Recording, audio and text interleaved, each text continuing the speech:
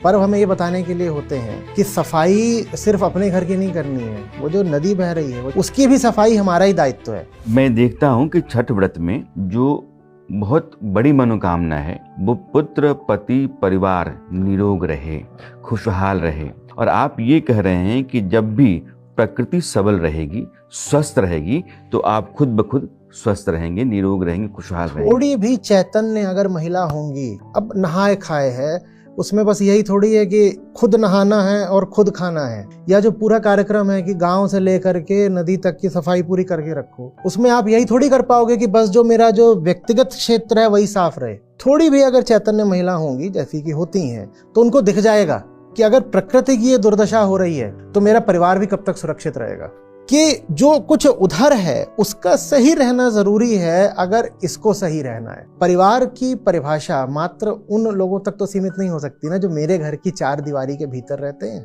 पर्व हमें ये बताने के लिए होते हैं कि सफाई सिर्फ अपने घर की नहीं करनी है, वो जो नदी बह रही है, वो जो सार्वजनिक है, एक अर्थ में वो कालातीत है, हम मान सकते हैं कि बहुत पहले से बह रही है, उसकी भी सफाई हमारा ही दायित्व है। हालांकि वो सफाई मांगती नहीं, पर चूंकि गंदा हम करते हैं तो इसीलिए साफ भी हमें ही करना पड़ेगा। अब मैं तो ये सोचता हूँ 6 दिन पहले दिवाली आती है, यही भाव अगर दिवाली के उत्सव में, सेलिब्रेशन में किसी तरह प्रविष्ट हो पाए तो कितना अच्छा होगा। ये जो हम इतना सताते हैं दिवाली पर पशुओं को, पक्षियों का और पर्यावरण का जो करते हैं, अभी भी AQI कितना है वो हम अच्छे से जानते हैं। अगर यही भाव प्रकृति के प्रति नमन का, प्रकृति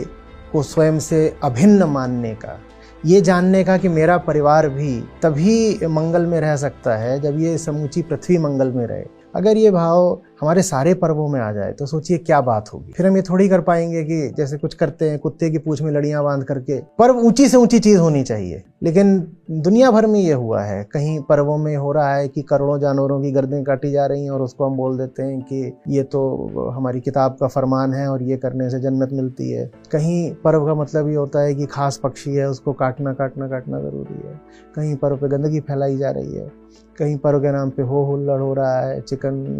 दारूबाजी, 50 चीजें ये सब चल रही हैं। सब पर्व अगर ऐसे हो पाएं कि हम अपने चारों ओर अपने भीतर देख पाएं और कह पाएं प्रकृति के साथ मुझे साफ सुथरा सही नाता रखना है, उसी में आनंद है, उसी में मौज है, उसी में मंगल है, तो फिर क्या बात होगी।